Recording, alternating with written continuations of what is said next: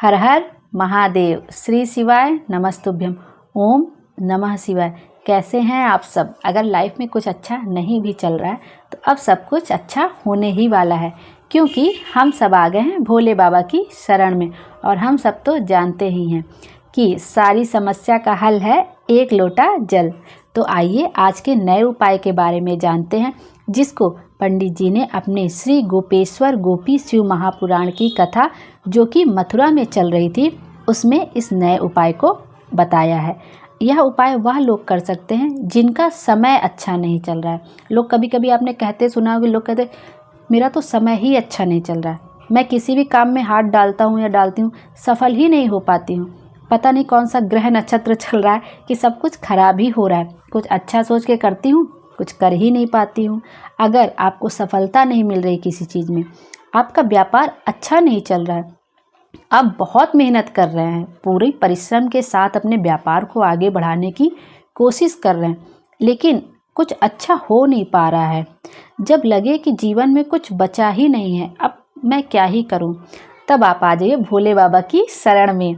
और जो उपाय पंडित जी ने बताया है एक बार आप उसको ज़रूर करके देखिए।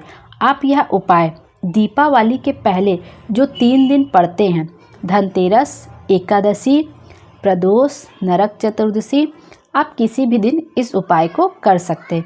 इस उपाय को करने के लिए जो जो सामग्री आपको चाहिए वह आप ध्यान से सुन लीजिए। इसके लिए चाहिए आपको धनिया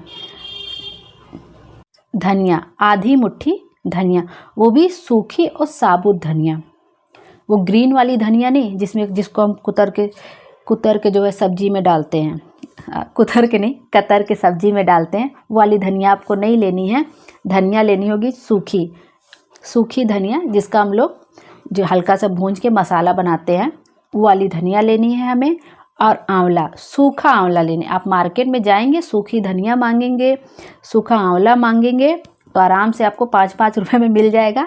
आप ले लीजिएगा, सूखी धनिया ले लीजिएगा आधी मुट्ठी और आंवला आधी मुट्ठी। इतना तो हम लोग अपने लिए कर ही सकते हैं। जब सब कुछ करके देख लिए लेकिन कुछ भी नहीं हो रहा है तो एक बार इस उपाय को भी करके देख लीजिए।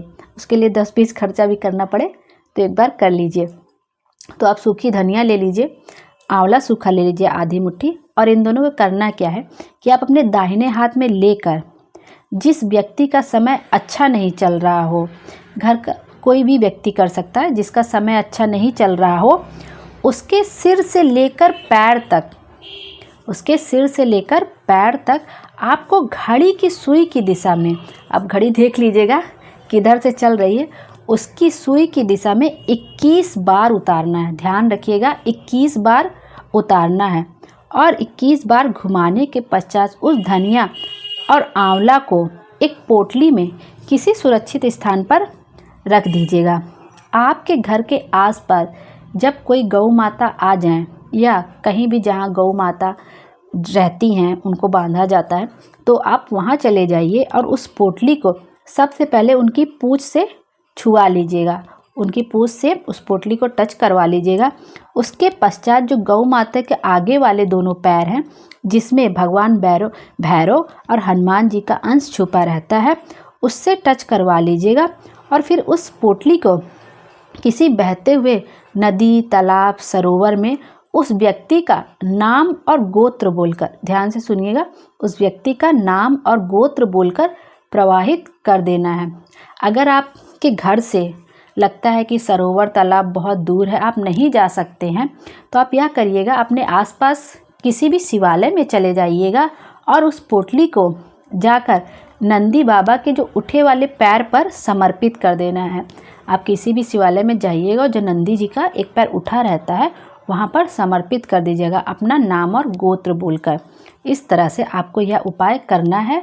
आप देखिएगा कुछ ही दिन में आपके अच्छे दिन जरूर शुरू हो जाएंगे, क्योंकि परेशान तो अगर हम लोग का समय अच्छा नहीं चल रहा है तो परेशान तो हम लोग वैसे भी हो ही जाते हैं। तो एक बार यह उपाय करके देखिए, आपकी सारी समस्या का हल जरूर हो जाएगा, क्योंकि सारी समस्या का हल है एक लोटा जल। और जो जो उपाय करता है सबको कुछ ना कुछ फल अवश्य मिलता ही है। तो आप एक बार यह उपाय जरूर करके देखिए, भोले बाबा आपकी सारी मनोकामना जरूर पूरी करेंगे और आपके अच्छे दिन शुरू हो ही जाएंगे। हर हर महादेव। श्री शिवाय नमस्तुभ्यम। अगर मुझसे इस उपाय को बताने में कोई त्रुटि हो गई हो तो मुझे क्षमा कर दीजिएगा और धन्यवाद। हर हर महादेव।